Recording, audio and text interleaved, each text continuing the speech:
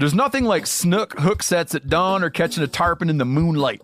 Find your next fishing trip made easy on fishingbooker.com and experience the magic of the Sunshine State or any other destination on your fishing bucket list.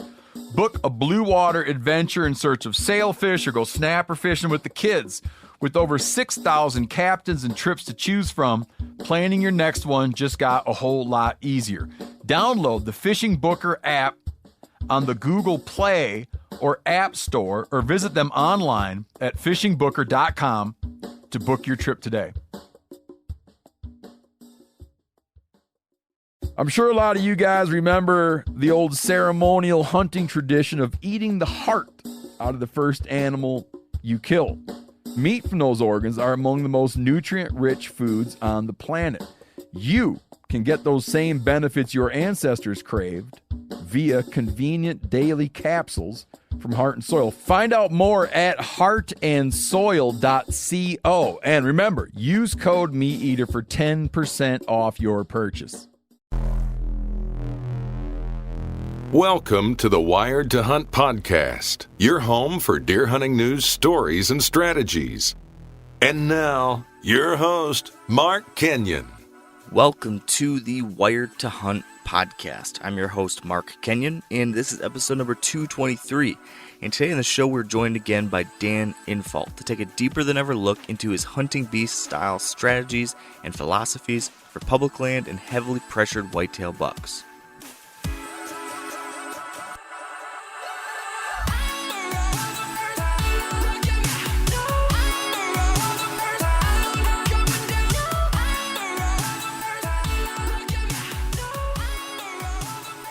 Alright, welcome to the Wired to Hunt podcast, brought to you by Onyx. And today on the show we have Dan Infalt back with us on the podcast for the first time since 2014. And if you're not familiar with Dan, I hope this helps change that, because Dan is one of the, I think it's fair to say he's one of the most revered and respected, serious DIY deer hunters out there.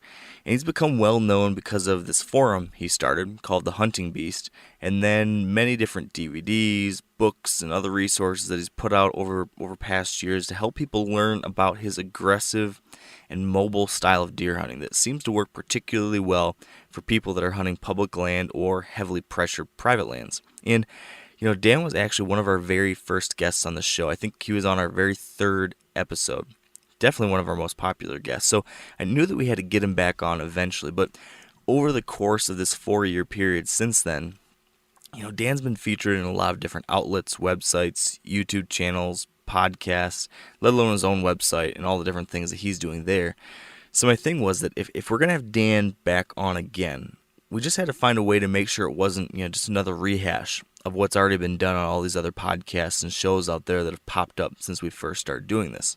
So, here's my idea to get a next level conversation with Dan. I decided to bring on a couple guest co-hosts who could dive deeper with Dan than even I could. These two guys have studied under Dan for years and years. They've been longtime members of his Hunting Beast forum. They understand Dan's hunting philosophies probably better than most anyone else. They've tested his ideas for themselves in the field, and they're now some of the very most successful DIY deer hunters out there themselves too. I wanted these guys to ask the questions to Dan that they've always wanted answered. So, here to do that with me are two of my good buddies and past guests on the podcast as well, Andy May and Joe Elsinger. And that's the game plan. Joe, Andy, and myself are going to ask all sorts of questions of Dan in an attempt to, explore ideas and maybe lessons learned and tactics that Dan hasn't shared as much about in the past.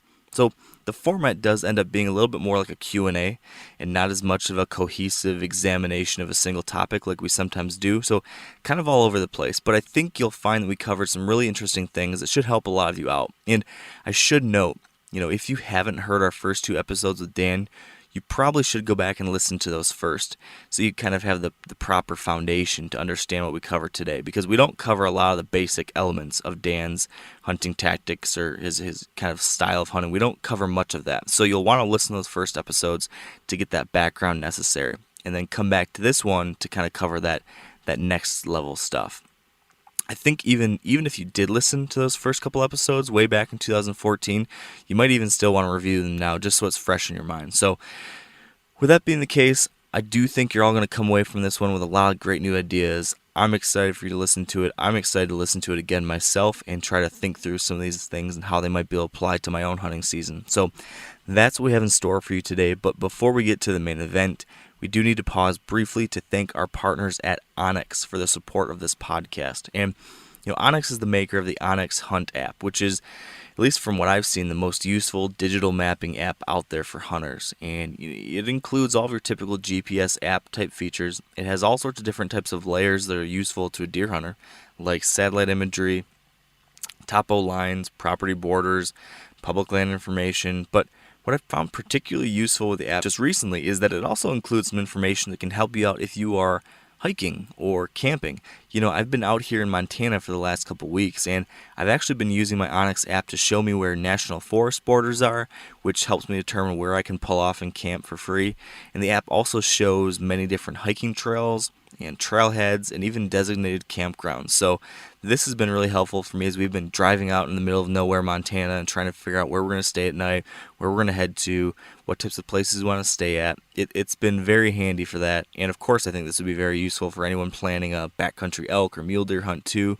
So as always, I'm finding Onyx to be a great tool. And if you'd like to learn more about it yourself, you can visit onyxmaps.com or search for Onyx, that's ONX, on your phone's app store. And now let's get to the show with Joe, Andy, and Dan. All right, I've now have with me three more folks. I've got as my co-hosts joining me today, Joe Elsinger and Andy May. And joining us as our actual guest, though, is Dan Infalt. So welcome back to the show, Dan. It's been a little while. Yeah, it's been a while. Thanks for having me. Yeah, I think it was way back in 2014 when we actually were able to do this last. So that's kind of, time flies. I can't believe it's been that long. But we had you on twice, and those were great episodes. But since then, I think a lot has changed. Most notably, at least from your end, I think, I think more and more people have found out about what you're doing in your style of hunting, whether it be just from engaging with your own website and your forum and your podcasts and videos, or from the other appearances you've made on, the 2,000 other podcasts that have popped up now across the world. So you've been kind of sharing your methodology all over the place. A lot of people are interested and excited about it. So when I got to thinking, I was like, I want to have Dan back on the show, but how do we do something that's different? How do we do something that's kind of next level? And the idea I had was to bring Joe and Andy on as co-hosts, because I think it's fair to say, and you guys jump in if you want to correct me here, but I think I would look at them as kind of proteges of yours, in that they've been following what you've been doing on the Hunting Beast. They've been longtime members of your forum, and some of the very most successful guys on there. And now they've kind of gone out and they've been able to develop their own styles, and they've been sharing that with the world too. So I think they've got an interesting perspective as they've learned a ton from you, but then grown in their own way. So my hope here is that in addition to my own curiosities, I think these two guys are going to have a lot of questions for you that are going to be maybe even more in-depth or more interesting than anything I have, since they're head and shoulders above me, even when it comes to understanding what you do and or how to apply that kind of stuff out there in the field. So that's kind of my idea for this chat. And I guess to start though, Dan, if you're up for this, most people know what you're up to, but if there's someone new listening right now, if we just want to establish like a little bit of a foundation, even if someone came up to you and was just like, Dan, what is beast style hunting? A lot of people call it this now. They call it beast style hunting. If you had to give them like a Cliff Notes answer to explain like your general style of hunting, how would you do that, Dan?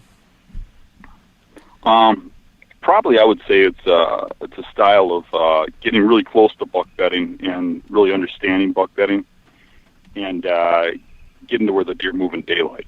And so then, if that's the case, if it's bedding focused, how is your hunting style different now than it was when we talked back then? Have you evolved at all, or has your style changed at all in the last 3-4 years? Not much. I've been evolving my whole life, so I think that the last few years have been pretty flat line as far as development.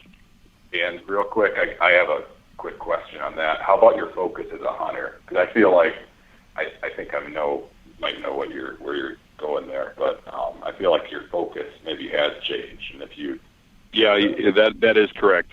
Joe makes a good point there. I think my focus is has really changed, and I'm not as aggressive as a hunter, and I don't care as much anymore if I'm successful, and I worry more about others than I do myself. I think when I was younger, that drive and stuff is what put a lot of those giant bucks on my wall. And with age, you lose a little bit of that drive, and I kill a lot more bucks now out of knowledge. Where when I was younger, I think I killed a lot of them out of just sheer determination. What about this, Dan? When it comes to that sheer determination, everything, have you seen the outside world change at all and force you to change? And I guess something I feel like has been happening is with the word out about how you hunt and other public land and kind of heavily pressured area hunters out there. There's a lot of people talking about this kind of stuff now. I feel like more and more guys are getting the confidence to go and hunt public places and go in these tough to hunt places and dive in there and do this kind of stuff.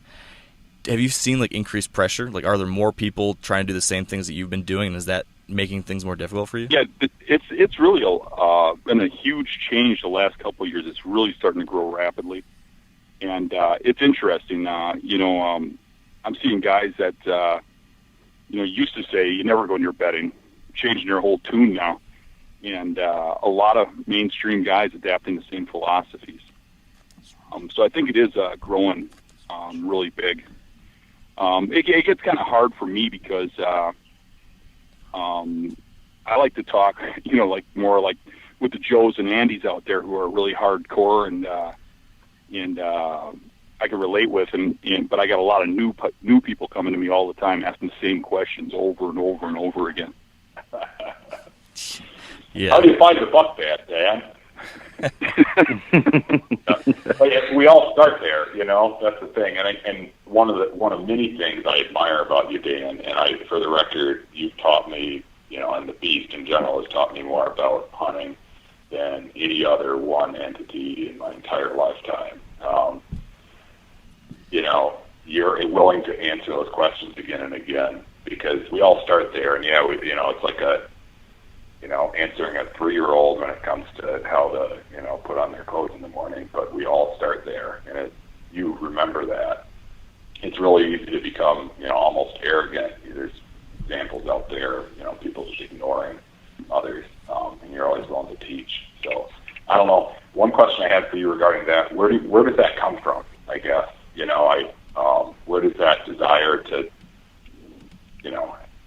help others out? Even to your detriment, we've talked about that, where you're getting more pressure in areas that you hunt. I know I'm feeling it too, targeting, but we still do it, because it's in the big picture. It's a good thing, I guess. When I was younger, I think I worried more about that stuff, and it is making an impact on me. I had 2 seasons ago, I had a really large non-typical I was hunting, and some people that follow me figured out where I was hunting that deer and really moved in and took over, and they ended up killing it. And that stuff happens, but I don't really mind that much anymore.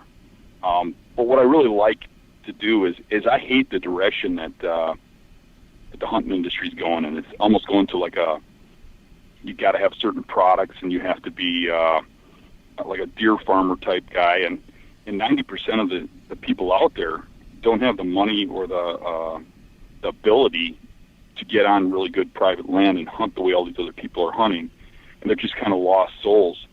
And I think what I'd like to see is the woodsmanship I saw when I was young that the old hunters had come back, and it's almost a lost art. And I think kind of, you're talking about beast style. I think a lot of that is woodsmanship, learning what deer do, how they behave and stuff, rather than just, planting a food plot or putting out a pile of food. Not that there's anything wrong with that. Just I'd like to see people, at least adapt and understand the skills of the woods like they used to. Yeah. Hey, Dan, this is Andy. That kind of sparks a question that I had, kind of piggyback off that. But do you think that kind of that focus on big buck or the big buck craze that just kind of seems to be compounding itself and getting, such an emphasis on that. Do you feel like that's kind of ruining hunting in a way, in your opinion? To some degree, but I think that's what drives a lot of people to get out there. As long as they don't let it consume them, I think it's good. It did kind of consume me when I was younger, but I think I don't see it as bad in a lot of this new generation. I think people do have it tamed down a bit more than in the older days. Mm-hmm. Come down a little bit from 10, 20 years ago. It seemed to peak, and that's all everybody thought about. That's interesting. Right. I have seen like a little more, especially kind of, it seems like with some of the public land issues and the threats on public land. There has been a slight switch to just more about the journey and more about the hunt and more about the experience. I have seen that focus and that emphasis a little. I actually really like, so that's good. Some of the things Dan said kind of making me think about some of these other questions that I've kind of always wanted to ask him. And this is one that you actually answered on a recent podcast, but maybe you could even take it a little bit further. But, you've been pretty open about, when you were younger and you had young kids that, your commitment to hunting was on such a high level that you even missed some, important things that involved your family. And, I can tell, by bringing that up, you have some regret there. But at the same time, you mentioned that you wouldn't really change much. But what would you give for advice to like kind of aspiring young hunters that do have families, like young families at home, as far as like a time commitment? And then in addition to that, what would you, if they kind of wanted to find that balance, what would you tell them if they wanted to kind of maximize their success on mature deer? I think what I see is a lot of the people that have a problem making that balance really put deer over everything. And what they got to realize is that if you shoot, even you, Andy, I don't remember what you shot last year, but I really look up to you. Do you remember what I shot? I don't think anybody really cares what any of us shot, really. No. So if you put another buck in the wall or you don't, I don't think it's a big deal. And to sacrifice your family and your kids and birthdays and that kind of thing, like you said, I took it to the extreme. And I regret a little bit of it, but yeah, that's what made me who I am, But I think I would tell those kids that it really doesn't matter if they put a buck in the wall or not. That to put their ethics and morals and stuff first, and be able to look at the deer that they get, that they earn, with respect and pride. I'm curious, Andy and Joe, to you guys over there, what about you? How do you guys look at balancing hunting and family obligations and stuff like that? Andy, do you have any thoughts on that? Because I know you have a family yourself. How's that been for you? And then Joe, I'd be curious for you to jump in after that. Yeah, I think I was a lot like Dan before I had kids. I don't know if I'd say lucky, but my situation, I ended up having kids a little bit later than, say, most of my friends. I was 32 years old when I had my first, 31. So, literally I started hunting late in my life too, so it was right around 17. But from 17 to 31, that's all I did. I literally scouted 5 or 6 days a week, completely obsessed with it, and hunted, as often as possible, nearly every day of the season. And then once the child came, I toned it back substantially. But it was those early years, I've mentioned that before, that kind of time commitment that really kind of set the foundation of my learning. I'd like to think that I'm still evolving, and I feel like I am, but just probably at a slower pace than what I was at that time, because I literally that's just what I did. I literally stopped every other hobby and passion of mine, and it was just hyper focused on big deer and hunting. But then, toned it back, and now I just try to keep a balance. I don't want to miss anything with the kids, and I just wouldn't really feel right about that. And I don't know, I looked at when Dan kind of opened up about that. I remember seeing a thread about it a few years ago, and I just thought those were really wise words. That you don't let it consume you, and there's other things that are more important, and nobody's really going to care what you killed at the end of the day, or at the end of your life, no one's going to care what your wall looks like or how many big bucks you have on it. So I try to keep that in perspective now and just really focus on that family time. But when it's time to scout and time to hunt, it's 100% commitment during that time frame. Yep. I had a similar journey, other than I, grew up hunting, and I spent 110% of my time hunting all through my teens and early 20s, and it just slowly, how much time I've been able to spend has slowly, with each phase of my life, and kids being kind of the most recent phase, because I had kids late too, like Andy. I've got a 3-year-old and a 5-year-old right now, so not that long ago. I was in my 30s, so school, and then having a career, and now I've got a managerial position at work, and everything just knocks a few more hours off it, which is unfortunate. And the fire still burns, that's for sure, for getting out there, but it's not, it's a matter of priorities, and life's what you make of it. You only get one life, so that's how I look at it. And that, I agree, like, the only people that really care what they shoot are, is the face in the mirror. A lot of times I think other people, a lot of people build it up way too much. And there's, people out there in the industry that I think is kind of unfortunate. It's all or nothing, and it seems like, there's no mention of family, or if they were married, it fell apart because they put that ahead of everything else. And I think that's really unfortunate. Yeah, my son right now, he's asking to take him deer hunting this fall, and I'm going to. That's and am I going to shoot a big buck doing it? Nope. Am I? Hopefully we see a deer. But I wouldn't have it any other way. When you have somebody, a kid asking you that's just, magical. Yeah, I know this whole idea, like, taking better advantage of the time that you do have and being a little more efficient with it. I know that's something you've talked about, Andy, because not only do you have like the family obligations, but also your job doesn't let you get away for really big, long stretches of time. So to you, Dan, then, for someone who's in a situation kind of like this, where they're trying to balance family and work and hunting, and they're just trying to become a more efficient hunter and use the time they do have more effectively, what kind of things would you offer now, as you've been able to kind of go through that transition yourself to becoming more efficient with that time?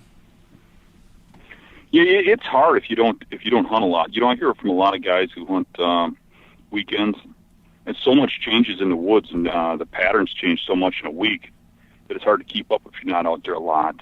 I still hunt 4 or 5 times a week, but to me that's a lot less than I used to. I think one of the big things is to not overlook the properties near your house. I kill a lot of big bucks on property that's really overpressured, that's convenient, because I don't have 2 hours to go run to the great property, but I got 30 minutes after work to run down the street and hunt the public swamp where everybody else is hunting. So just learning that property and getting out and getting chances, because I have more time to hunt that. I kill a lot of bucks in hard situations just because I'm out there, and I push it. So I think, to find stuff near your home, near your work, like where you can get out of work and go straight out hunting on a day that maybe your family's off doing something or whatever, you can get out more that way on days you normally wouldn't. I think that helps a lot. Yeah.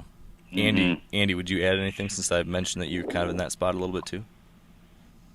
Yeah, no, that's exactly what I do, Dan. I got some stuff close to home and work that it certainly isn't what I would consider good quality, but I know it intimately, and when a big buck shows up, which isn't all that often, but when they do, they usually have a pretty good idea on how to hunt them and a good chance at getting them. But other than that, I would just say, just really, when you kind of settle in on some areas, if you can't put a lot of time in hunting, make sure you put in as much time as possible scouting. I know Dan believes in this too, but I scout way more than the actual hunts that I get. So I try to intimately learn the areas to the point where they almost feel like home to me. If there's I know every bedding area, and I know every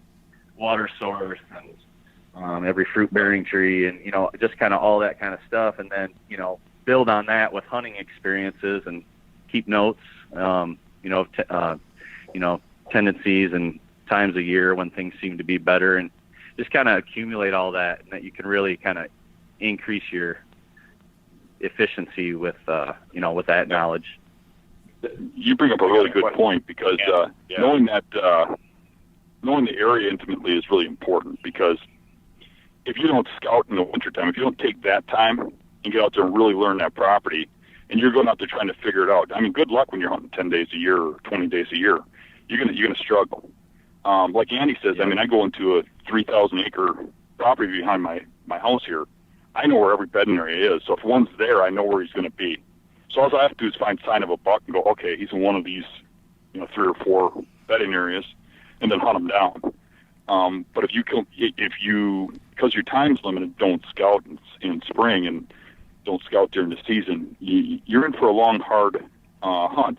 I think a lot of guys think they find a bedding area or something too, and then they bank on it. You see a lot of these new guys get really excited when they find a good bedding area, and I think Andy and Joe can probably relate to this. You find some of these bedding areas and they look so tore up, you think, oh, this is golden. Well, I can tell you from experience, I've hunted like 20 of those last year, and I ended up coming out of it without a buck last year. Yeah. Mm-hmm. Yep.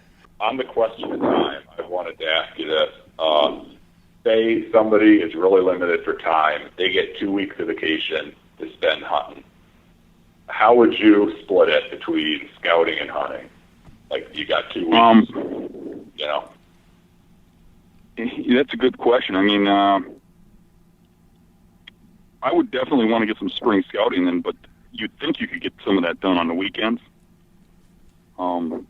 But if that's all I had was 2 weeks period for the whole year, I think 50% of it would go into scouting. Yeah. But I go on trips a lot and go to new areas, and I always like hunting spots I've never been on. I think it's kind of exciting to go in and learn something and figure it out. And when I go to those new properties, I usually don't hunt mornings, and I scout my whole day. And then I'm hunting in a spot that I scouted that day, whatever was best. And that way I'm not, I don't wait till deer walk through and smells I've been there. But I'm going to the outskirts of what looks like bedding to me. That's been real good to me, going in and hunting in that manner, scout hunting, Can you elaborate on what that actually looks like then during that new property process? What's the actual scouting process during that period when you're actually going to go hunt that day?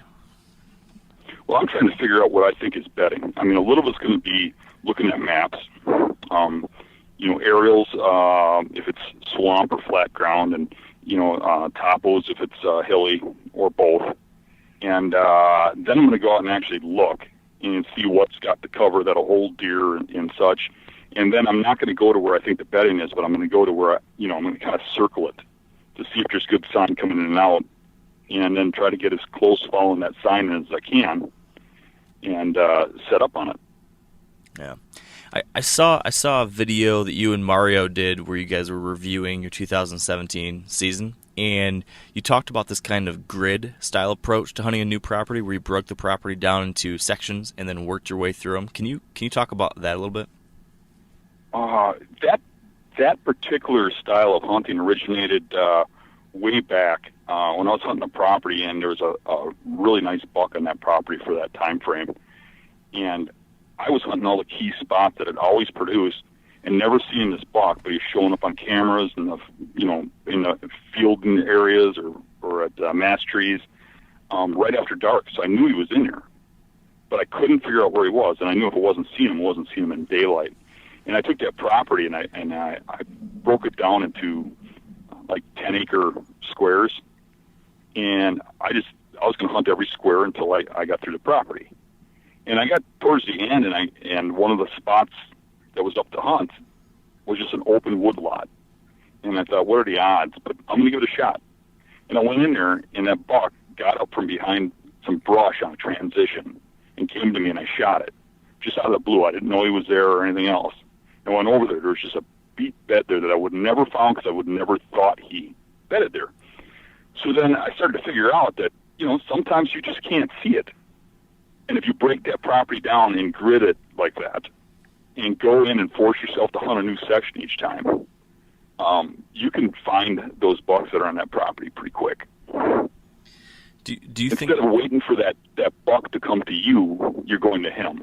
And then by doing a 10-acre area and hunting in the best spot, even if he's not in the best spot, you're probably going to see or hear or sense him if you're in that area and he's in it. Yeah. So when is that kind of approach better than the approach that you mentioned before, where you scout during the day for a specific sign, looking for a certain thing you saw on a map, and then hunted that? Or do those two things go hand in hand sometimes? Well, they kind of go hand in hand, but I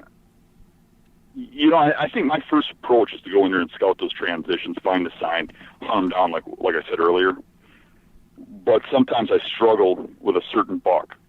I'm after a certain animal, and I can't get them through those traditional means, traditional to me anyways.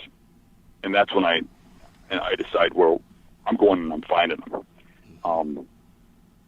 Okay. And just hunting them down, basically. Yeah, that makes sense. All right, Andy, what else is on your mind?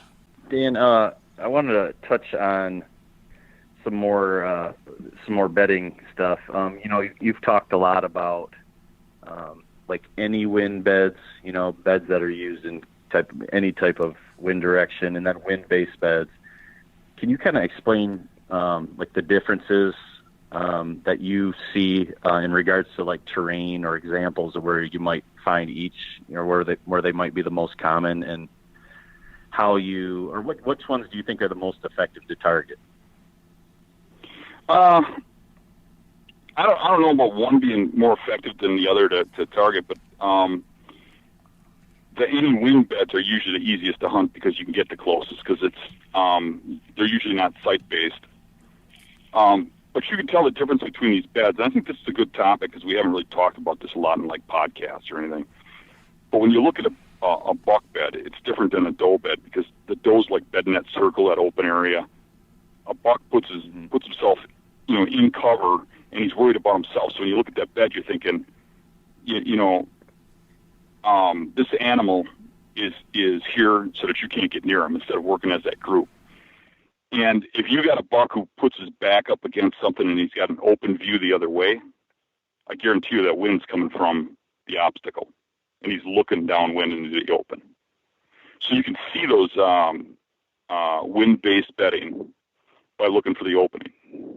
If you look in hill country is really the big one for that wind-based.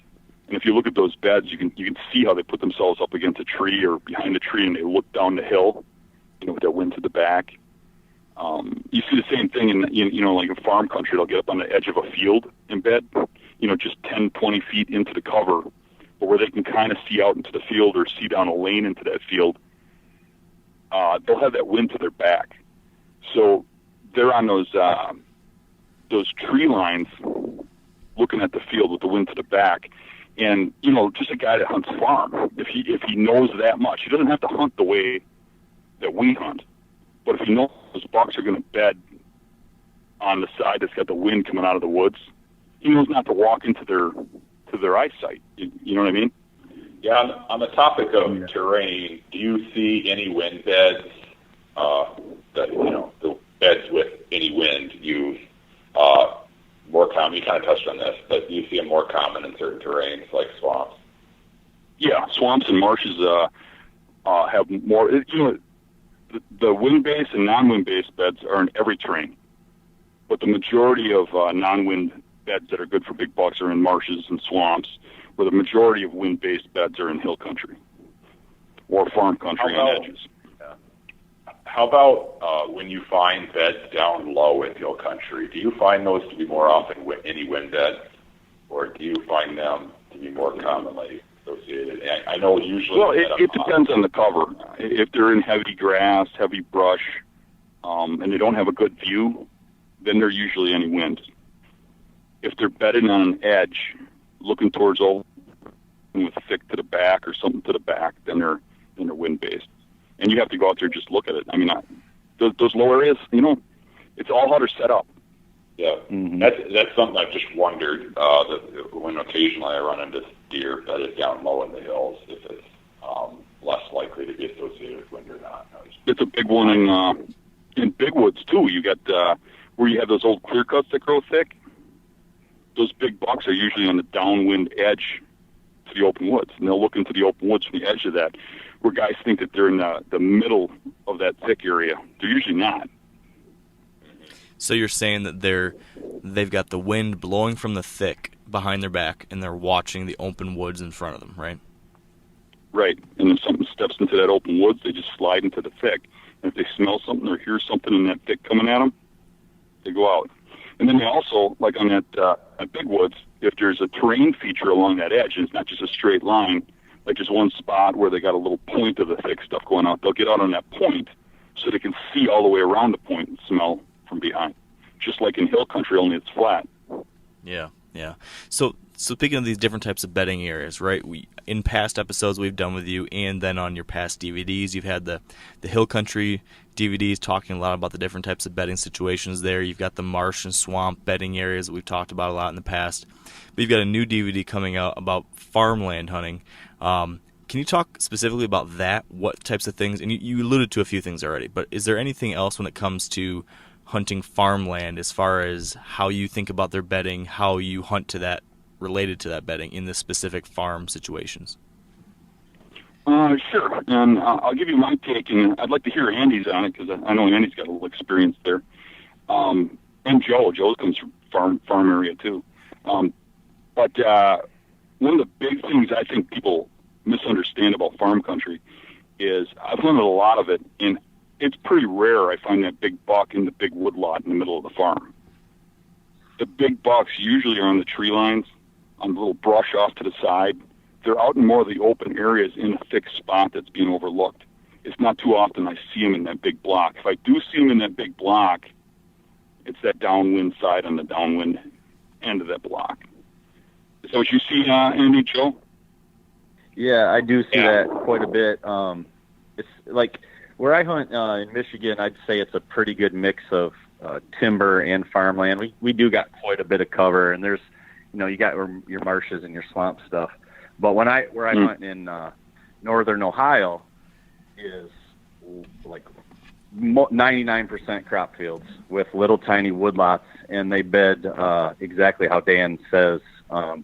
Usually if they are in some a woodlot, they'll bed right on the edge, kind of facing the open ground.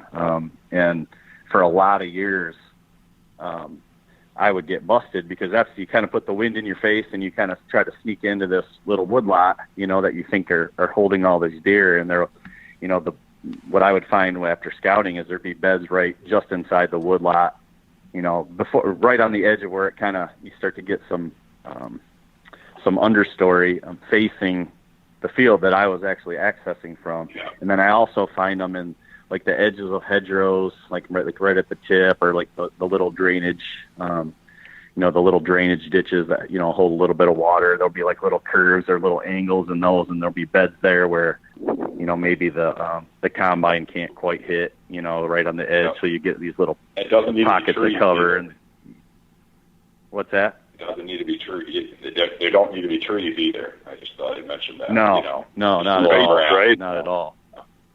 Right, but you watch all the hunters go straight woodlots. Another thing I've noticed on those farms too is when they have one access, and those hunters always park in the same spot. I mean, the biggest stuff I find is usually set up to watch that access. How long do you think that takes for local bucks to kind of figure that out and start adjusting their bedding to watch that? Is that something that can happen like right now? I don't know how long it takes. So the time when I run into it, it's already been a prolonged thing. You know, I can't think of any place where I'm the one who started hunting there first on a farm. Most of the farms I've been on are shared access. Yeah. But I go scout properties a lot for people, and that's one thing I look for right away is those bucks that are in that little forgotten spot watching their access, and that's usually where I find the biggest stump. Joe, you didn't get to share your thoughts on your farm country bedding observations. What would you say there, Joe? Yeah, I agree entirely with that. I hunt everything from like 10 or 20% cover up to Iowa. So, you know, in the areas where cover is limited, for one, there's a huge change when the crops come out. I would point out that, and everybody kind of knows that. But you go from 100% cover down to 10%, you know, when the corn's picked. But still, those small areas, you know, if the grass is 18, 24 inches tall, you might find a deer bedded in there. You might find a big buck bedded in there, you know. And especially the higher the pressure is, the less likely they are going to bed anywhere there's trees. You know, you'll find them bedded on grass terraces and in, you know, drainage swales if the grass is a little, you know, tall enough, clump of weeds or whatever.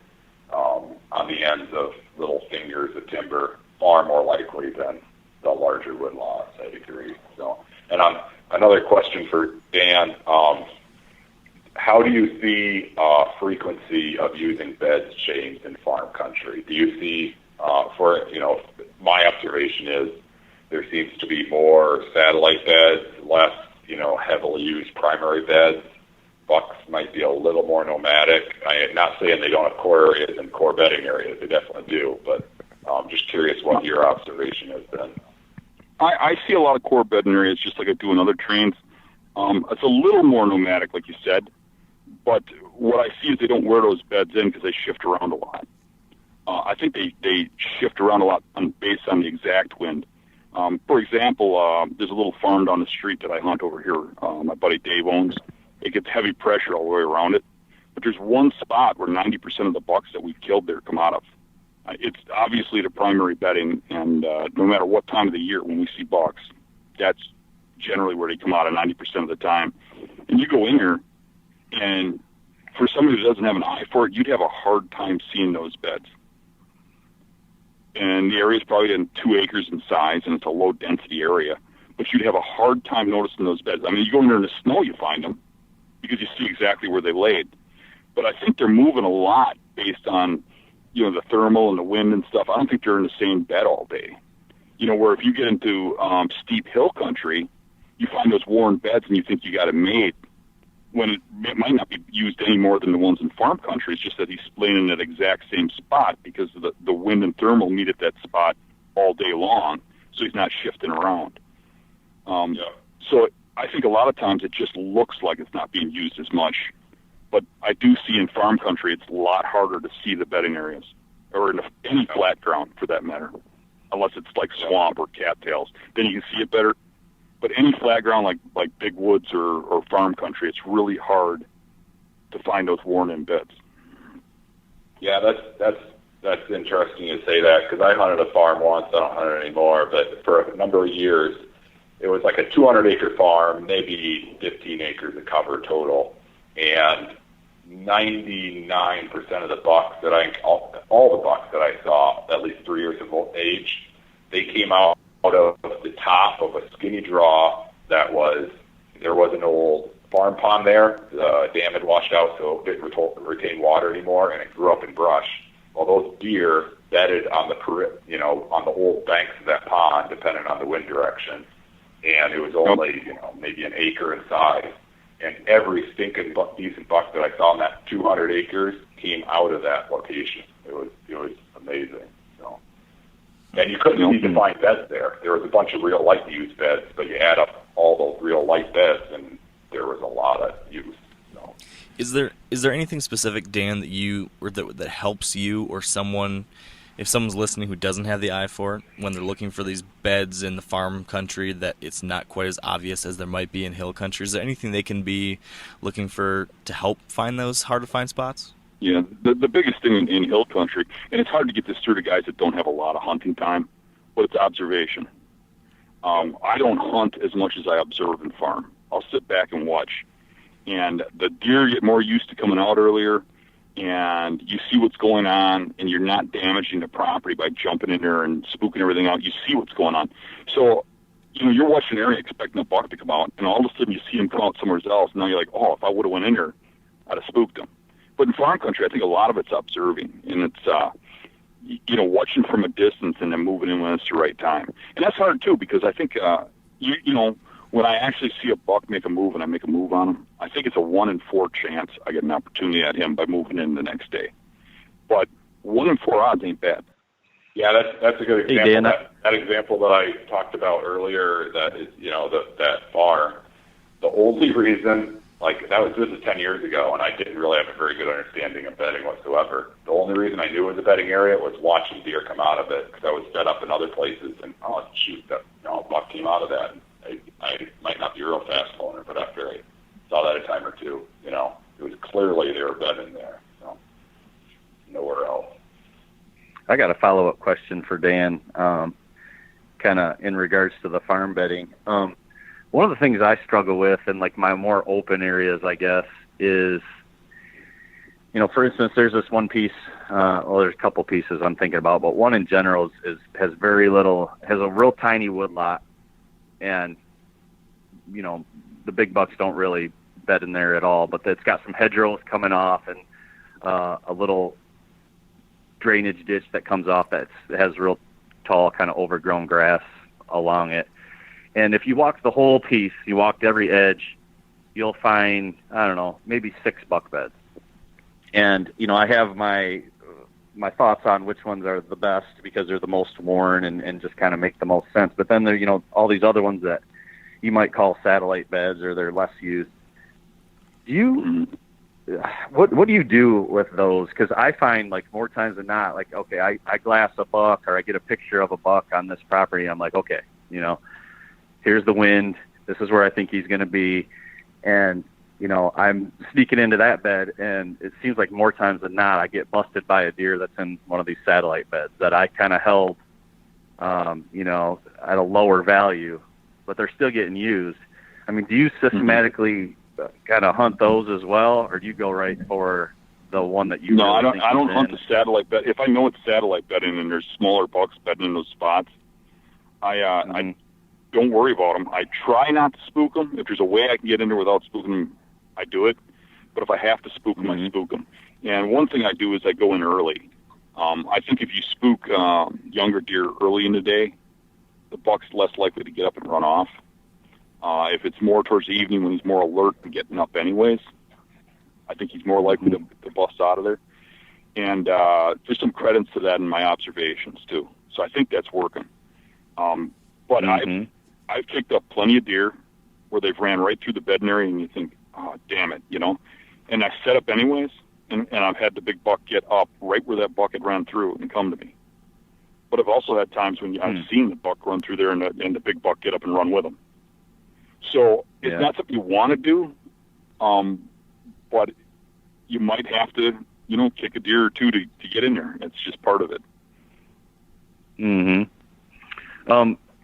I want to get your opinion on this too. So I've hunted both, and I've seen some pretty significant differences between the two, but really high deer density areas versus really low deer density areas. So my open area that I hunt is really low deer density. Not much cover for deer, very low numbers. You'll get skunked 9 out of 10 times. But when you do see a buck, it's typically a good one. But what I see is much later movement. I'm talking about outside the rut here. So let's talk about kind of early season through mid-October. But I see much later movement, with the lower deer density, kind of really.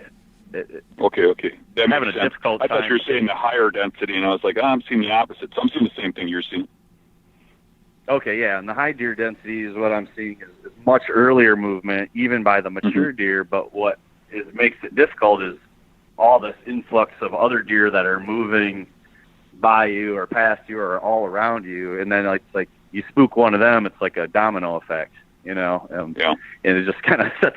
and it just kind of sets them all off, and they all end up running back. So I find difficulty in both situations. But is that kind of what you see too? Yeah, I see that a lot too. I do see that, like I think it's maybe the younger deer getting up and moving around to get the bigger bucks up, but the higher density, even outside of the rut, you seem to get that bigger buck movement earlier. Yeah. And for me, I think if I think back to my younger days, I had a lot of problems with those deer coming in and spooking the early arrivals and spooking the buck on me. It doesn't happen as much anymore, and I think it's because I'm setting up better and wiser and taking into effect. You know, when I go in an area and I look to set up, I'm really easing in there, and most of the time I don't have a set tree. You know, there's some occasions where there's one tree you got to be in. We all know that. But there's a lot of places where there's several trees you could be in. And I'm basing it on the exact wind that day, or, you know, or where I think the thermal's going to pull, or that kind of thing, and coming in without walking on the trails and stuff. And I get busted a lot less by those other deer coming through. It still happens. And sometimes it's just downright hard to get in without spooking the younger deer. But on the other hand, even the spots that are really difficult, I think if you're after a certain animal, I think you got to go and hunt those spots, or that big buck will just hole up in there and you'll never get them. You know what I mean? You have to throw a stand at them. I heard you talk in some review video. I think maybe it was that same video I mentioned earlier. You were talking about how, at least in this situation, you were mentioning how you don't like to do the systematic, you know, okay, hunt here today, then get a little bit closer the next time, a little bit closer the next time, a little bit closer the next time. You mentioned how you prefer to either observe from far back or just go in right for the kill. Is that right? And then can you elaborate on that a little bit? I think that's to relate to what we're talking about here a little bit. Yeah, I totally agree with that. I think if you kind of, as people say, hunt your way in, if you do that on a buck bed, and you hunt a spot and then you move up 100 yards or something, it's like, to me, part of my French, but slapping them on the ass and saying game on. You tell them you're hunting them. I use the term hunt my way in.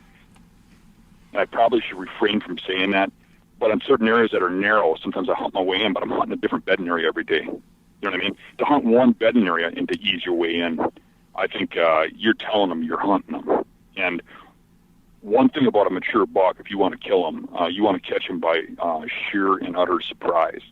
You don't want him to know he's being hunted, or he'll become real nocturnal, real cagey, and real hard to kill. That makes sense. Yeah. Yeah, Dan, I got a question for you related to difficulty of hunting. Do you find, which of these two situations do you find harder to hunt?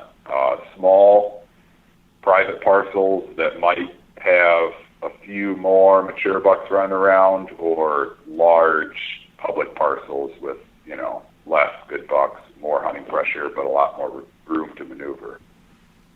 Well, obviously there's a lot of catch-22s to that question. Yeah. But I guess generally I would say the bigger property, because I can hunt that animal down without the worry of kicking them off the property.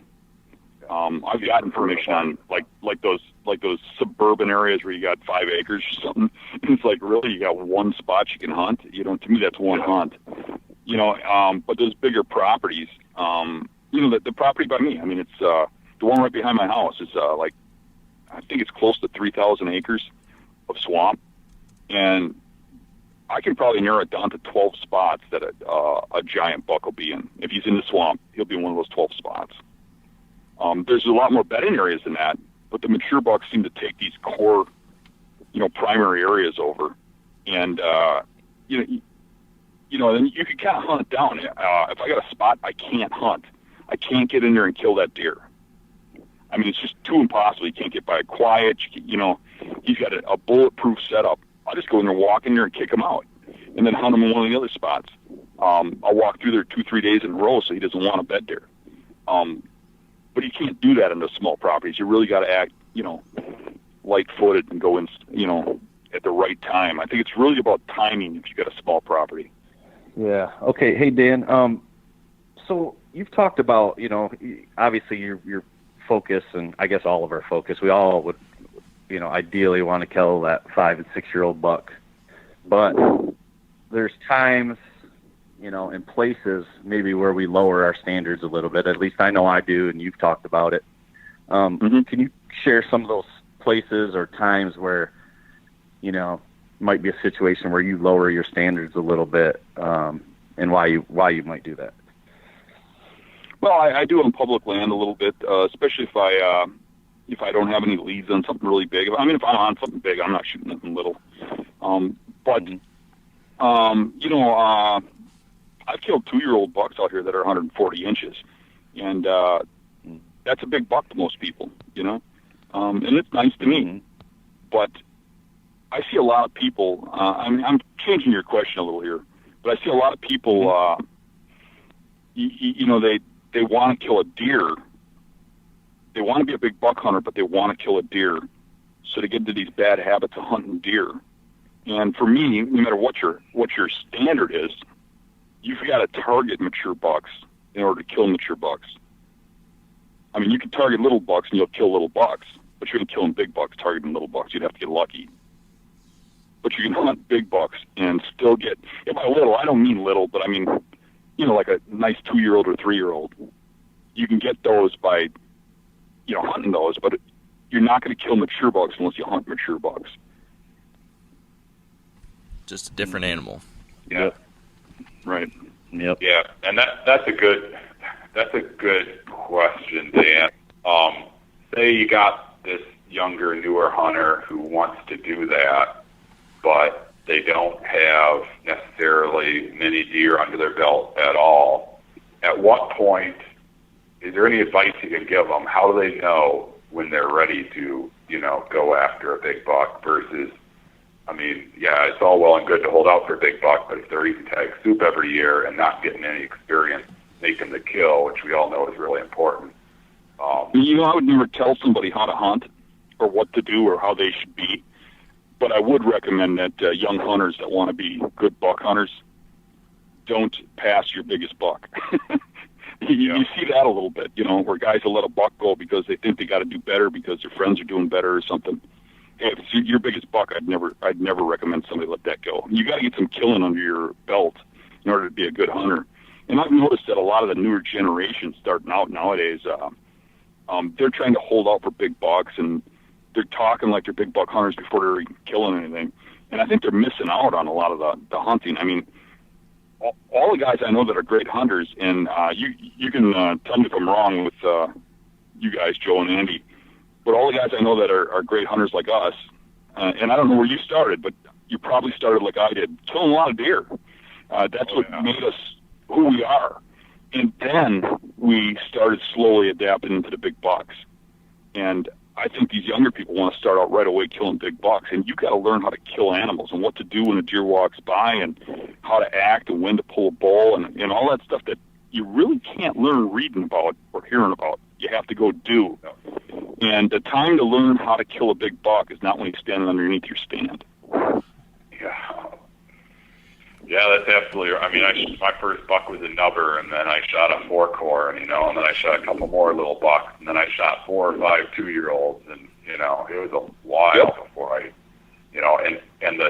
I'm fortunate to live in a state, in Iowa that, most hunters dream about, and the vast majority, I don't know, the first dozen big bucks that I saw, I didn't have a chance in hell killing them, I was a wreck, so...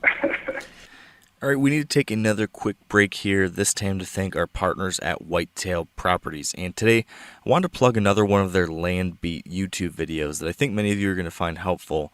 This one's similar to the last video I mentioned a couple weeks ago, which features again my friend Ben Harshine discussing habitat and terrain funnels. And again, here he uses maps and drone footage and an on-the-ground tour to help you see exactly what these pinch points look like. So he just describes a different couple examples in this video which help out in addition to what he shared in the last one. This episode is titled Identifying Funnels on the Map, Using Maps to Scout and Find Great Stand Locations. definitely recommend checking this one out. It's a great visualization to help you understand how to identify these types of locations that can be so dynamite during the rut. And just to reiterate, you can find these on the Whitetail Properties YouTube channel within their Land Beat video series. And if you want to learn more about whitetail properties in general, you can visit whitetailproperties.com. Speaking of newer hunters, and some of the mistakes or some of the things we're seeing them do, what about this, Dan? I imagine you've seen a lot of people come through the Hunting Beast forum and read about what you guys are doing and start trying it themselves, and they're sharing their experiences on the forum, talking about their hunts year after year. When you read about all the other guys that are trying to hunt this kind of quote-unquote beast style, what's the biggest mistake, or what do you still see these people doing wrong time after time? I think they think it's too easy. I think they think they're going to go out there, learn this in a season, and start killing huge bucks instantly, like they're reading a manual on how to do it. I think usually if I watch the readers or watch the guys that come onto the beast, you see probably 50%, maybe more than that, maybe 75% of them stick around for about a year and then you don't hear from them again. Yeah. The ones that stick around, you don't really see that success until they've been doing it about 3 years. And you always see a cocky, arrogant attitude that they're going to kill these bucks, that they found these great bedding areas, and they're going to go out and do it that first year. And they got to get slapped in the face and learn that it takes a little more than finding 1 or 2 good bedding areas to do it. And they got to get humbled and then come back up, rise up, and try hard and not give up. And I see these guys, if they can withstand that first 2-3 years, they get to be great hunters after that. What do you guys think? You guys are watching the guys in the beast. Yeah, I'd have to agree. It's anytime you're killing deer, like by focusing on their beds and zeroing down on their bedding area, like you mentioned in some of your earlier DVDs, like you got to put in so much time scouting and find so many of the type of beds and the type of setups and situations that you're looking for, that you're trying to fill a whole season with.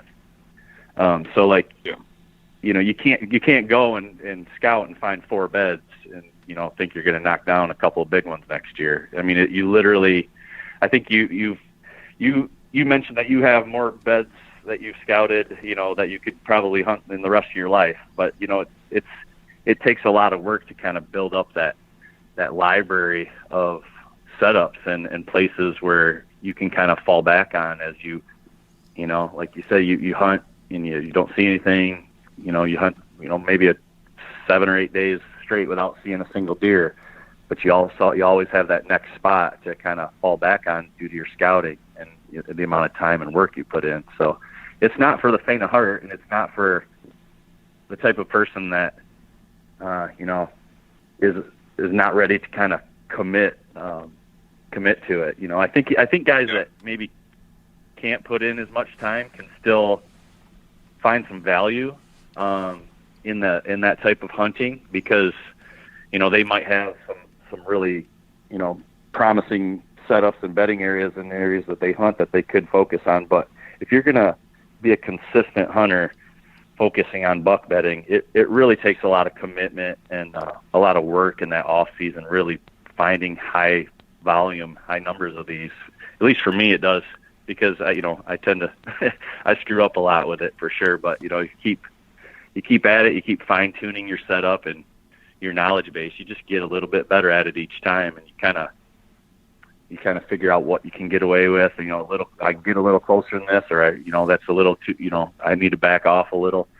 All those things come with experience, and it takes time.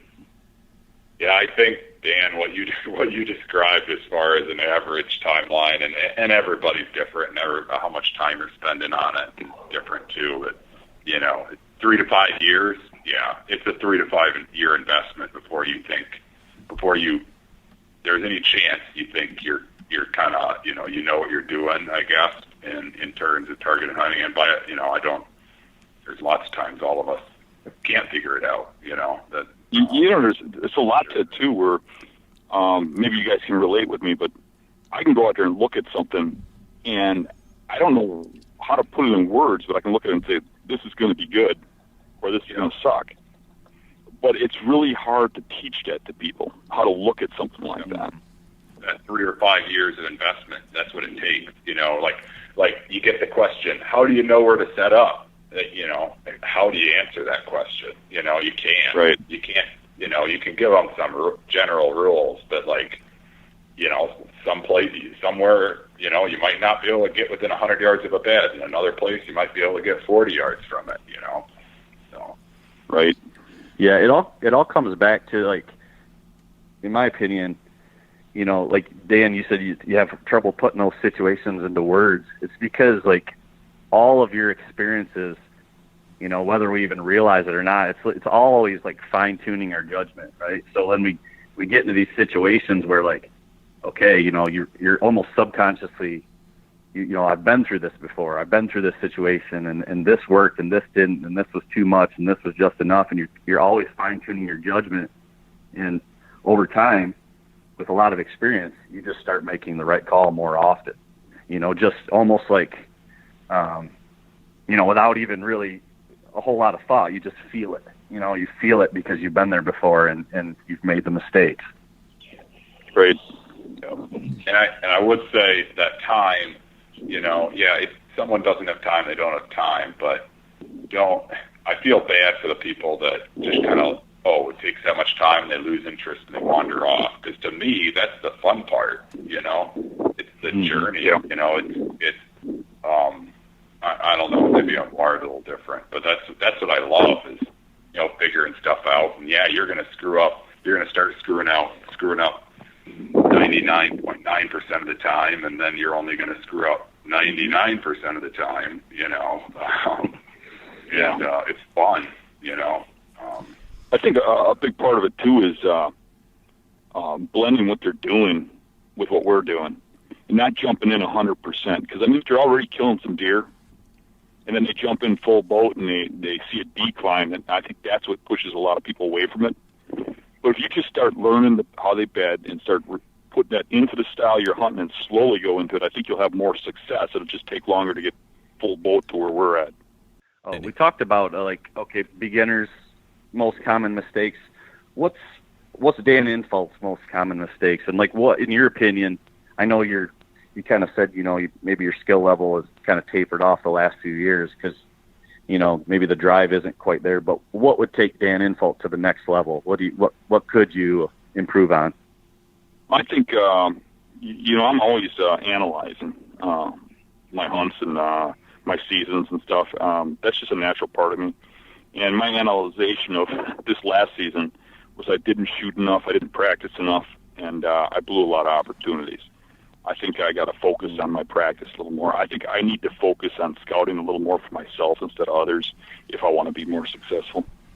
I think I don't put the time in that I used to, either shooting or scouting. I think last year I had 4 or 5 opportunities, and I blew every one of them. Do you have like a specific game plan as far as how to address that? Is it just quantity of practice, or are you changing anything else as far as? I am changing something up this year. I'm finding that my judgment is getting worse, where I'm not judging my shot distance. I used to just use one pin and no rangefinder or anything, and I'm going to go with an adjustable pin this year and a rangefinder for the first time. Okay. Mm-hmm. And then what about scouting? You mentioned maybe you need to scout some more, and we were alluding to this a little bit earlier, just about how much work it takes to find enough places to hunt in this kind of way, because you're going from bedding area to bedding area, and you might blow it up. I think we hear that a lot, but sometimes newer people don't really know what that actual, exactly how much that is. So what's like the ballpark number that maybe you typically go into a season with, Dan? Do you have like 40 beds? Do you have 200 beds? I mean, what should a new guy be thinking about? I have no idea count-wise. I mean, there's hundreds and thousands. If I did guess, I would blow it way out of the park. But it's not really about how many bedding areas I know. I already got that stuff down, me personally. When I'm scouting right now, I'm looking for bucks. Because I'm in a low buck density area. So I want to know where those mature bucks are so I know where to go after certain animals. So that's the scouting I need to personally key in on. But for other people, I think you need to find as many buck bedding areas as you can and have setups on them. And then you need to monitor those areas and see when there's a buck in the area to go in to hunt. I mean, when rub lines open up, when you see one out of a window that you know the area. Okay, if I'm seeing a buck here, and it's a month season, and I'm seeing him in a field just before dark, where's he coming from? And that kind of stuff. And you already know the area, already have it scouted. For a guy that just has 10 buck bedding areas scouted and doesn't know a lot about them, it gets pretty tough. And I think a younger guy or a newer guy should probably concentrate on one property and learn all the bedding in that one property first, because it's easier to hunt down a property than it is to hunt one spot on each property, because there's a good odds that buck's in some other spot. But if there's a buck on that property and you hunt that property down, you're more likely to kill him. Well, I'm glad you brought that up, Dan. That was something I had been meaning to ask you, was how you recommended somebody start and learn something really well, or spread yourself out. You answered that, so thanks. Say, Dan, you talked about monitoring these different bedding areas then once you find them. One of the ways that I think some people think about monitoring a bedding area or a region of a property is with trail cameras. But I heard you talk about last year, at least, how trail cameras maybe misled you a little bit in that way. Is that something that you see happen more often? Do trail cameras end up hurting you more than they help you in some cases, or is there a certain way we should be thinking about them to make sure they don't? Well, cameras can be your best friend or your worst enemy. You find people that get addicted to them things, and they're putting them in places they shouldn't, and they're checking them all the time. Or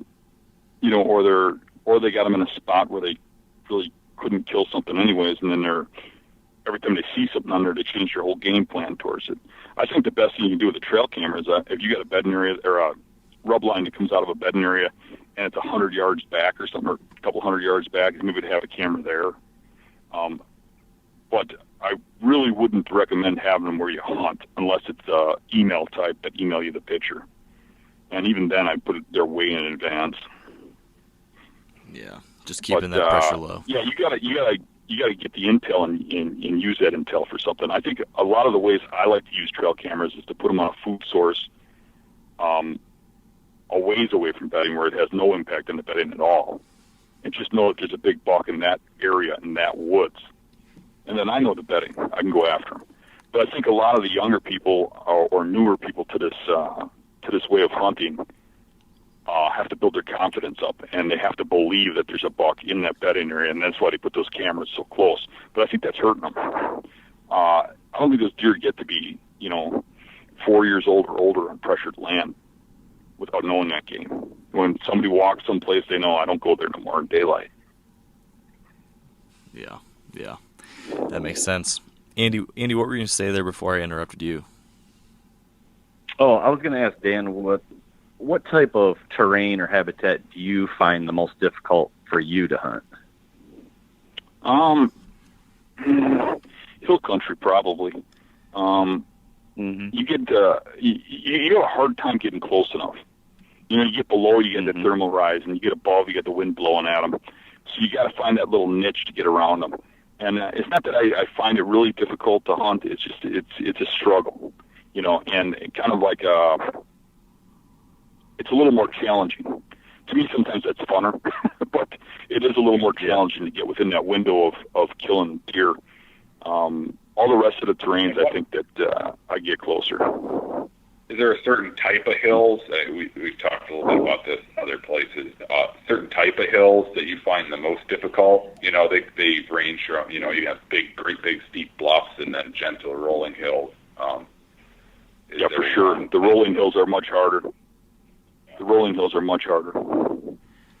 And especially for scouting, just finding the bedding areas in those rolling hills is tough, because in the steep bluffs, they're right at the point where that thermal wind meets, and they're worn in. You can see them really well, but in those rolling hills, they're constantly shifting their beds, so it's hard to tell, if deer have been bedding there a lot. That's what I've seen too. In the steepest hills, that's where I find the heaviest, most defined beds, because it's flat out, there's less options, I think, Yep. Another bedding question that I've wanted to get a little bit more from you on, Dan, is just how bedding might change throughout the year. I've heard you talk a little bit about how it transitions from early season to late season in different types of terrain, but can you talk about that a little bit, how that might change in like a hill country situation versus a swamp or farm country type situation?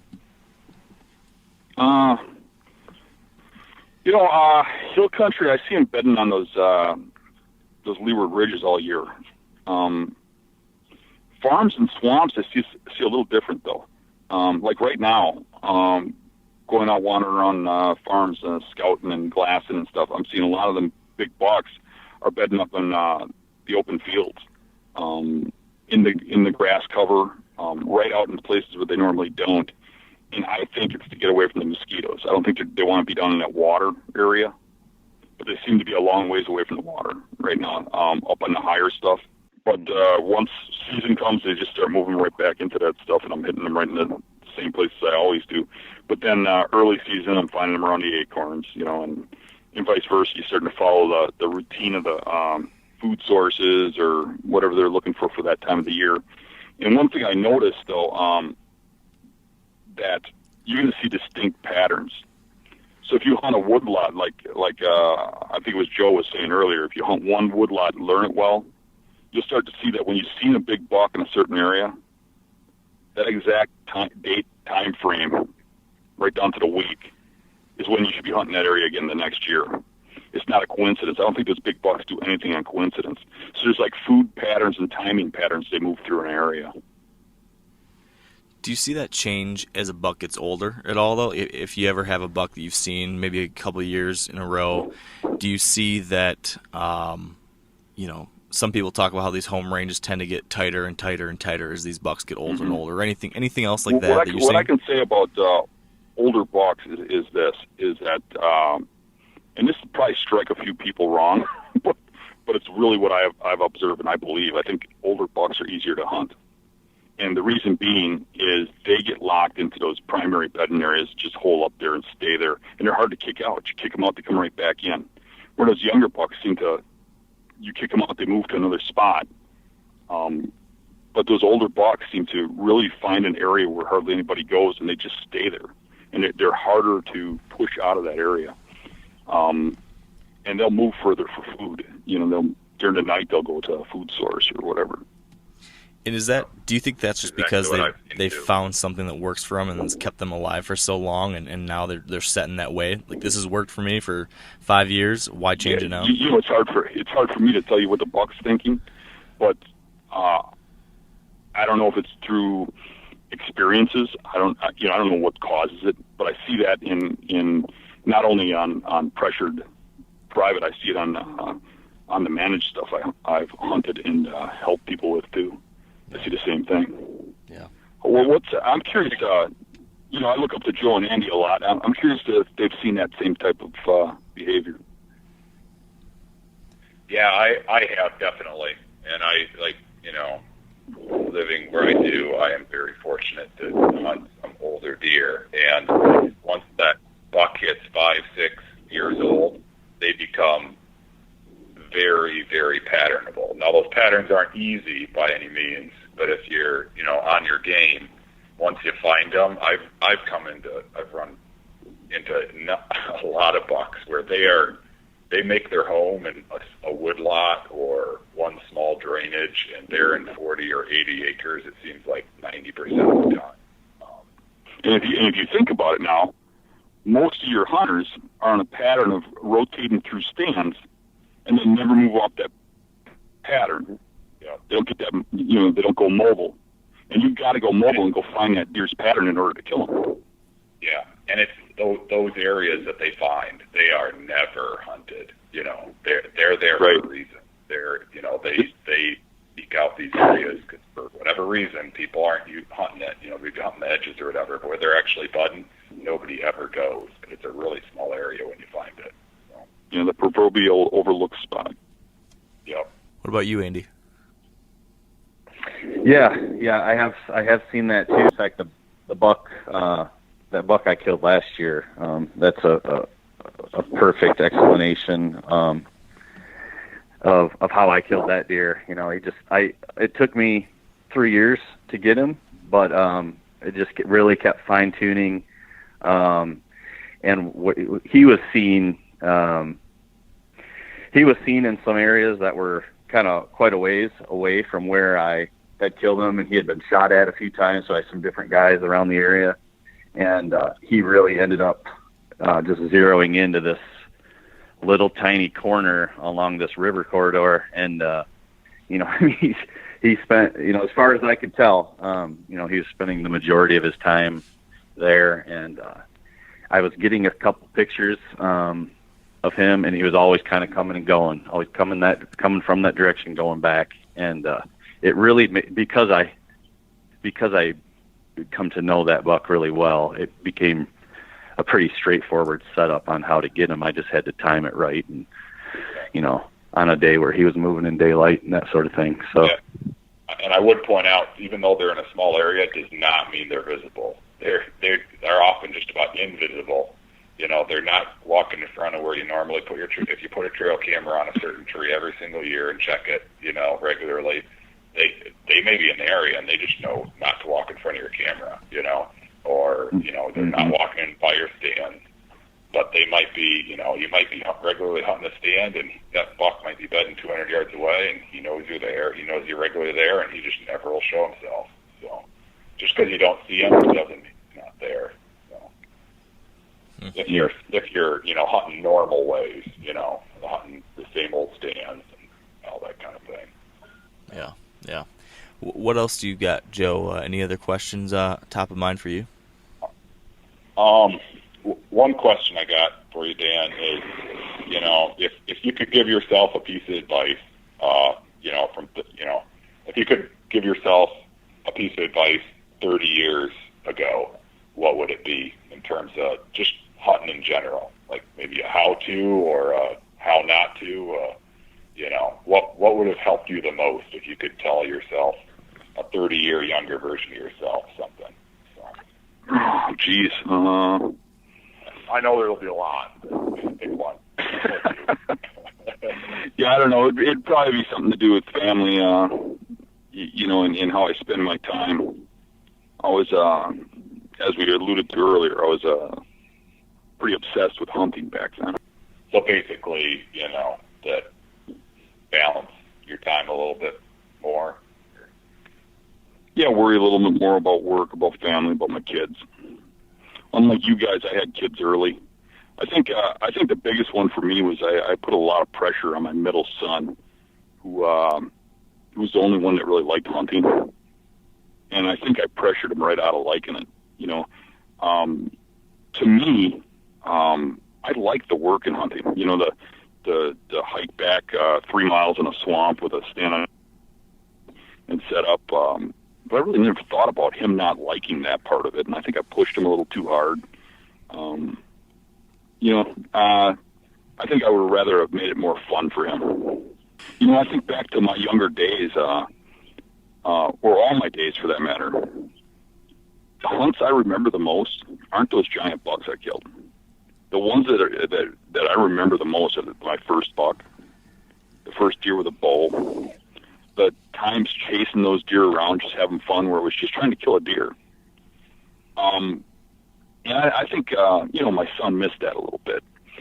He's got 3 bucks in his life, and I think the smallest one scores about 110 or 120. And he's never shot a doe.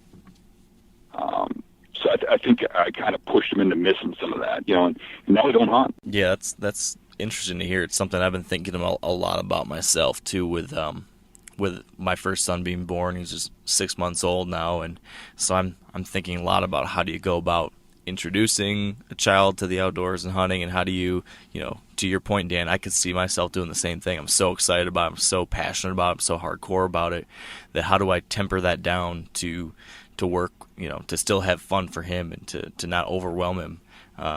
That seems right. like something could easily happen. Right, you got to remember he's not you. Yeah. And, you know, I wanted Jamie to be me. You know, I wanted him to be like me and be who I was, and I don't think that's realistic. And I think a lot of people will probably criticize me for talking about that, but it's true, and I think it'll probably help somebody else by saying it. Yeah, no, I agree. Yeah, and I appreciate you bringing that up, because I've thought about that as well with my kids, is, how to bring them into something that I'm so passionate about, but I do worry about burning them out. So. Yeah. Now I kind of want to flip that a little bit, Dan. Now, so you being so hardcore about it, you being so obsessed with things, maybe ended up being a detriment when it came to introducing hunting to your family, to your son. But now I want to talk about the intangible things about you that have made you so successful. What, if you could put your finger on any trait or habit or routine or some intangible thing about what you do or who you are, is there anything you can point to on that level that do you think has led to your success? Has it just been that hardcore nature, or is there something else? I'll tell you that this is going to sound horrible, but it's true. The number one thing with me is that cocky, arrogant belief that I'm going to kill a buck. It's mental power. You have to believe in yourself. If you really believe you're going to do it, you'll go out and you'll do the job. You'll do the work. You'll you'll push yourself that far. And I think a lot of people that fail, it's because of their mind. I don't think it's because they necessarily know that much less. I think the difference between maybe me and Andy and Joe and some of the newer guys on the site isn't really the knowledge, because I mean it's all pretty much out there. I think a lot of it's the experience and the belief in ourselves. I think I go out there just believing that I'm going to do it. I think every time I go into woods, I believe I'm going to kill that deer I'm after. I believe that's the day I'm going to kill him. And when I don't, I get up the next morning and go out there just as happy, still believing I'm going to kill that deer that day. Do you think that is that just a personality trait, or is that actually because you've put in so much time and effort and work and scouting, you have so much experience that you realistically do have that confidence because of all that skill set you have already, or is it both? Yeah, I don't think you can buy that experience, and I don't think you can teach that experience. I think it's by putting a pile of bucks on the wall that you just start to believe that, hey, this works. I'm going to do it, and I believe in my setups. I believe in my scouting, and I think it's going to work every time I go out there. I really believe that this is the spot that buck's going to be bedded at, and this is where he's going to come out. And if I didn't have that belief, I probably wouldn't get up and go out there. And I think that's why a lot of other people fail. I think it's why they leave early, why they lack in confidence. And the only way you can get that is to go out there and kill some bucks and build that confidence up. Yeah. Yeah, a lot of times it becomes a self-fulfilling prophecy, too. You kind of alluded to it. If you don't have confidence in your setup or your strategy, when you're sitting out there, if you're not confident, you're maybe not paying as much attention, or you're not willing to stay till the very last minute, or you're not willing to get out there 2 hours before dark because it's probably not going to work out anyway. So lots of times just that confidence will push you or will allow you to do the things you know you need to do. It ain't just that, too. I mean, you're on stand. I'm listening. I'm watching. I'm hearing things in the distance. I'm looking for movement and stuff. But I think other people, are sitting there daydreaming. Things are going on that they're not even noticing. And I know that's little, but I think the differences between a great hunter and an okay hunter is little things. A lot of those little things add up, and that's what makes you successful. Yeah. Yeah, your mindset's huge. When you're thinking about what might be going wrong, you just about guarantee you're going to screw it up. I've been in situations where I have a buck coming in earlier in my career, and I was, there's no way I can screw this up. I don't know. If you have that mindset, then you're going to screw it up. So I've got the stories to prove it. So, but when it comes in, when you see a deer and you think, I'm going to kill that deer, you're going to kill it. Is there anything, Joe, that you could point to? If I were to take that question I just gave to Dan and point that back to you, do you have any other intangible quality or routine or habit or mindset other than what we just talked about that's helped you? Yeah, and I think I'm kind of a student of observing people's personalities, so I think this fits Andy and Dan as well. We're persistent, and that is, I don't know if you want to say it's learned or it comes natural. debatable, I guess. But you got to be persistent, and you got to have, that's how we can go out there again and again and fail and keep going and keep believing in it, is you're persistent and you don't get burned out in a way of, that negative self-talk that really takes you down. That's a really good point. I've never seen somebody that's been successful beast hunting that's lazy. You got to have a strong work ethic. I mean, you got to like the work. Wouldn't you agree? Yes, exactly. You got to love the work. That's how you sum it up. You got to love the work. You got to love sweating your butt off and out, a mile in, mile out, 2 miles in, 2 miles out. You got to want to drag that buck out 2 miles, Everybody, when somebody asks, isn't that too far? Well, yeah, that's probably just not for you then, if you're worried about how far the drag is going to be, Right. You hear all those people say, well, I'd never shoot a buck in that spot because of how far of a drag that is, or I wouldn't even hunt there because of that. I can't speak for you guys, but I've never, ever thought about how I'm going to get a deer out until it's dead. Yep, exactly. What about you, Andy? What's your intangible that you would add? I'd go right along with what both Dan and Joe said. I think, I'm extremely thorough, like with my scouting. So I think I mentioned this before, but and I know Joe does this, but I'm thorough enough in my scouting where it would almost have to be some, really, really bad luck, extremely bad luck for me to not at least have some success. So I don't like leaving a lot of things to chance. And I love the preparation. I love the scouting, even more than the hunt in a lot of ways. So I'm just extremely thorough with all of that, just to kind of I think that just kind of puts all the odds in my favor, at least enough of the odds in my favor.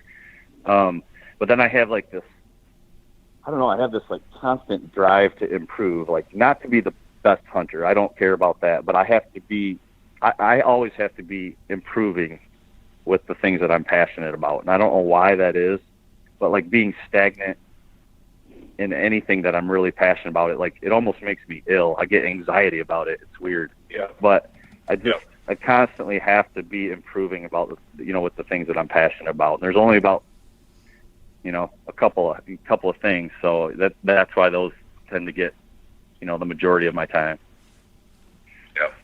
Yeah, if I feel uncertain about something, it drives me nuts. I hate that feeling. Yeah. And then I think that, you guys, sounds like you guys know what I mean. If I'm not sure of how to hunt a property, it drives me nuts. And I'm going to keep going back, trying to figure it out. It's funny how similar we are, the three of us. Mm-hmm. And you hear all the different people I talked to over the years through the podcast, there are definitely all these intangibles you just mentioned. They're the same things that come up for almost every single person. And all these different people, they might hunt in totally different ways. Some guys don't hunt at all like you, Dan, or you, Andy, or Joe, but they still have these core kind of parts of who they are that seems to be consistent across all you guys and many of the other best hunters out there. So it's almost like if you have these core things, if you're persistent, if you're willing to care about the little things, if you're willing to put in an unbelievable amount of time and effort and energy and keep that positive attitude, if you can do those things, you'll eventually find the style of hunting that works for you. But those things are the keys. That seems to be very consistent. Yeah, that's one of the reasons why I've learned, and maybe I'll change as I gain maturity as a hunter, but I try to not go after one particular buck because it just consumes me to the point I'll wake up at 2 a.m. and stare at the ceiling for 3 hours thinking about that darn deer, So I try not to. I really, I try to keep that under control. So, and everybody's different, but it's just a quirk. Yeah. Well, Joe or Andy, do either of you guys have any other big ones we want to run by Dan? No, I don't have any more questions for Dan, but I do want to say something to him. I don't know. Are we ending this thing? Yeah. I think maybe kind of conclude it here. I've got kind of one more question, but yeah, if you want to conclude it with some thoughts, Andy, that'd be good. Well, it was more of I guess a thank you. So I just wanted to say thank you to Dan because he's someone that I look up to. I never had a mentor. Like nobody got me into hunting. I actually started archery, and then I was decent at archery, and people were like, "Oh, you should hunt." And that's kind of how I started hunting. So the people that were mentors, I learned a lot with trial and error, but Dan was certainly like one of my mentors, for sure. I've learned a ton from him. I respect him a ton. He's never really sought out notoriety, push products. In fact, he tries to steer, the guys at the Hunting Beast away from him. And he's super generous with his time and his information for, how many years? How many years has he been doing this? It's amazing. So he just has like a natural nonsense way of teaching and explaining things, something that I think doesn't come so natural to me. Like for him, he's just really easy to listen to, and it just comes off real naturally. And I think I really think he's going to go down as one of the great real world hunters. And I know that's not a big deal to him, but, because of the commitment, the longevity and the willingness to share and teach. So, I'm really thankful, and like on behalf of everyone listening and the guys at the Hunting Beast, I just want to say thank you. I completely agree. And you're a role model. I will flat out say that, you have taught me a lot in how to conduct myself, I feel like. And I think that applies to a lot of them. So. Well, absolutely. Yep. I kind of look up to you guys, too. I think you guys are some of the top guys on the site. You two talk, I always listen. So then I'll wrap it up. I'll wrap it up with this, Dan. We've asked you a lot of questions. You get thousands of questions on the Beast. You get all sorts of questions from other people on all these different podcasts and people interviewing you for all these different things. Is there any question that you haven't been asked yet that you wish you had? Not that I can think of. I've had people ask me the craziest questions, like what my favorite ice cream is, what car I drive. It gets pretty nuts sometimes. There's nothing that you've really wanted to talk about that no one never ends up diving into, huh? No, I do feel like most podcasts, it's guys that don't beast hunt, so they don't ask the right questions, and it's just the same stuff over and over again. I really like the format you had on this one. This was really cool. It was a good idea you had. I think we got some good stuff out there. Yeah. I think people will like this. Yeah. I definitely have enjoyed it too. What's your favorite venison recipe? My favorite venison recipe? A couple sticks of butter and some chopped up venison in a lot of vegetables. Stir fried. Yes. I think you got that on YouTube. I think I remember that one. Yeah. That sounds pretty good. If it's not buttery enough, just keep adding butter and salt. Lots of salt. So Dan, I guess I'll just ask you then, what do you want to send people to? What should people that are listening to this that have, if somehow they haven't heard about you or the Hunting Beast, what do you want them to go do next? Do you want them to just check out the forum? Do you want to send them to your DVDs? Where can they find all that kind of stuff? My hunting forum is probably a great place to go. There's a lot of free tactical discussion on there, and that's thehuntingbeast.com. I've got a great YouTube channel. You got to filter through some stuff because I love to put clips up there of chasing down possums and catching them. But there's still some really good tactical deer videos in there that are really pretty cool. But you got to dig around for them. And then we got a Facebook page. I've got some really good tactical DVDs, but you don't have to buy those. You can get that, if you do the research, everything's online free. Just come onto the site. We got a site that's hassle-free. We don't allow any bullying or anything. We get rid of people as soon as they start. So it's real easy going where anybody can talk, anybody can ask any questions they want. Awesome. Well, I would just echo everything that Joe and Andy said. Over the years, I've followed your stuff for a long time now too, and it's been tremendously helpful. And hearing from our listeners, they'd all agree too. I think a lot of people can point to you being a tremendous resource. So thank you for all that work, Dan, and thanks for joining us again here on the podcast. Appreciate it. Thanks for having me on. And that will do it for us today. So thank you all for tuning in. Hope you enjoyed this one as much as we enjoyed putting it together. To wrap it up, just want to remind you that if you haven't left a rating or review on iTunes, that's a huge help. Also want to make sure you're following along with what we've got going on with Wired to Hunt over on our Facebook page, the Instagram account, Twitter, and the YouTube videos. I'm putting out new videos every week. Right around now, just recently, we've started a series of videos, including Andy, again, talking about target panic and some ways to beat target panic, which is something we talked through on a podcast a handful of weeks ago with him when we were answering listener questions. So check that one out. And of course, most importantly, thank you all so much for listening. I appreciate you sharing your time with us here. And until next time, stay wired to hunt. I'm sure a lot of you guys remember the old ceremonial hunting tradition of eating the heart out of the first animal you kill. Meat from those organs are among the most nutrient-rich foods on the planet. You can get those same benefits your ancestors craved via convenient daily capsules from Heart and Soil. Find out more at heartandsoil.co. And remember, use code MeatEater for 10% off your purchase. You ever get that feeling the walls closing in, the concrete jungle suffocating you? You crave some wide open spaces, the chance to connect with nature, maybe in a spot all your own. Well, head over to land.com. They've got ranches, forests, mountains, streams, you name it. Search by acreage. You can search by location. You can search by the kind of hunting and fishing you're dreaming of. Land.com. It is where the adventure begins.